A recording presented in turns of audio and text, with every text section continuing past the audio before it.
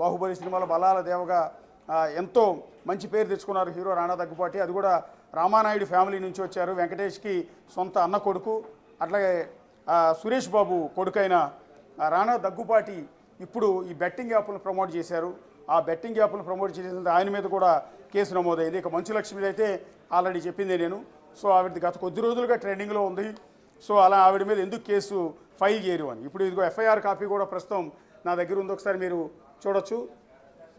So ఇది Miyapur police స్టేషన్లో వీళ్ళందరి మీద కూడా రాణా దగ్గుపాటి, విజయ్ దేవరకొండ అండ్ ప్రకాష్ రాజ్ వీళ్ళందరి మీద కూడా నమోదైన కేసుకు సంబంధించిన ఎఫ్ఐఆర్ కాపీ మొత్తాన్ని కూడా మీరు చూడొచ్చు. ఇందులో complainant Phanindra Sharma and Cyberabad limits Miyapur police station. కరెక్ట్గా ఇది 19వ తేదీ మార్చి నెల 19వ తేదీ ఈ ఎఫ్ఐఆర్ అనేది ఫైల్ అయింది. Accident sections 314 and 112 red with 49, 112 red with 49, BNS 3/A, అట్లాగే 4 TSGA 66D, ఐటీ యాక్ట్ 2008 మొత్తం ఈ సెక్షన్ల కింద కేసు నమోదైంది. బహుశా ఇది బెయిలబుల్ సెక్షన్స్ కూడా కాదు. ఒకసారి లీగల్ ఒపీనియన్ కూడా తీసుకోవాల్సి ఉంటుంది. బహుశా వీళ్ళు ఒకవేళ ఇన్ఫ్లుయెన్సర్స్ని యూట్యూబర్స్ని అరెస్ట్ చేసినట్టుగా ఇప్పుడు ఈ పెద్ద హీరోలను కూడా అరెస్ట్ చేసే అవకాశాలు చాలా ఎక్కువగా ఉంటాయి. ఒకవేళ అరెస్ట్ కనుక చేస్తే అది అతిపెద్ద సంచలనం అవుతుంది. సో దేశవ్యాప్తంగా ఇకపైన భవిష్యత్తులో ఎవరు కూడా ఇలాంటి బెట్టింగ్ యాప్లను స్టార్ హీరోలు కానీ ఇన్ఫ్లుయెన్సర్స్ కానీ ఇంకోసారి ప్రమోట్ చేయకుండా జనాల ప్రాణాలు పోకుండా ఉండాలి అంటే సో ఇలాంటి పెద్ద హీరోలను అరెస్ట్ చేయాలనే డిమాండ్ చాలా ఎక్కువగా ఉంది. సో ఇప్పుడు మియాపూర్ పోలీసులు ఏం చేయబోతున్నారు అనేది వెరీ ఇంట్రెస్టింగ్గా ఉంది. ఇప్పటివరకు చిన్న చిన్న ఇన్ఫ్లుయెన్సర్ని అరెస్ట్ చేశారు. సో కొంతమందికి నోటీసులు ఇచ్చారు. ఇప్పటికే 11 మందికి నోటీసులు ఇచ్చారు. సో వాళ్ళకి ఇచ్చినట్టుగానే ఇప్పుడు రాణా దగ్గుపాటికి, విజయ్ దేవరకొండకి, ప్రకాష్ రాజ్కి, మంచు లక్ష్మికి వీళ్ళందరికీ కూడా నోటీసులు ఇచ్చే అంశం చాలా క్లియర్గా కనిపిస్తోంది. అయితే నోటీసులు ఇచ్చిన వెంటనే వాళ్ళు ఏమైనా యాంటిసిపేటరీ కోసం అప్లై చేసి బెయిల్ తెచ్చుకుంటారు లేదా అన్న దాని మీద ఇప్పుడు మనం ఒకసారి డిస్కస్ చేసుకోవాల్సి ఉంటుంది. ఎందుకంటే పలుకుబడి ఎక్కువ ఉంటుంది, పెద్ద పెద్ద లాయర్లను పెట్టుకోగలిగిన కెపాసిటీ ఉంటుంది.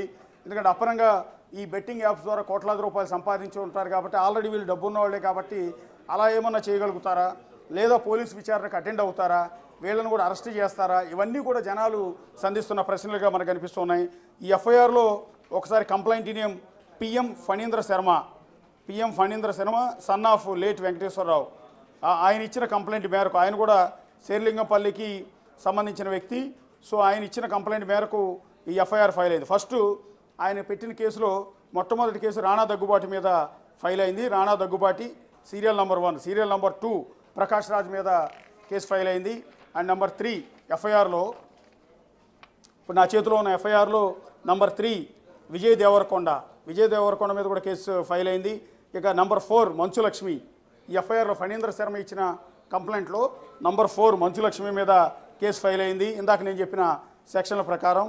తర్వాత ప్రణీత, ఈమె అత్తారింటికి దారేది సినిమాల్లో కూడా బాగా పాపులర్ అయ్యారు హీరోయిన్ ప్రణీత, ఆవిడ మీద కేసు ఫైల్ అయింది. సో నిధి అగర్వాల్, ఆమె కూడా తెలుగు హీరోయిన్, చాలా సినిమాల్లో కూడా ఆవిడ యాక్ట్ చేశారు. సో నిధి అగర్వాల్ మీద కేసు ఫైల్ అయింది.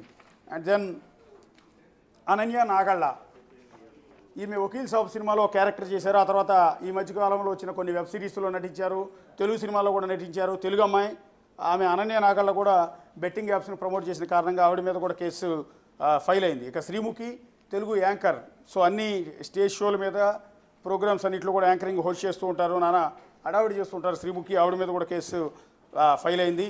తర్వాత వర్షిణి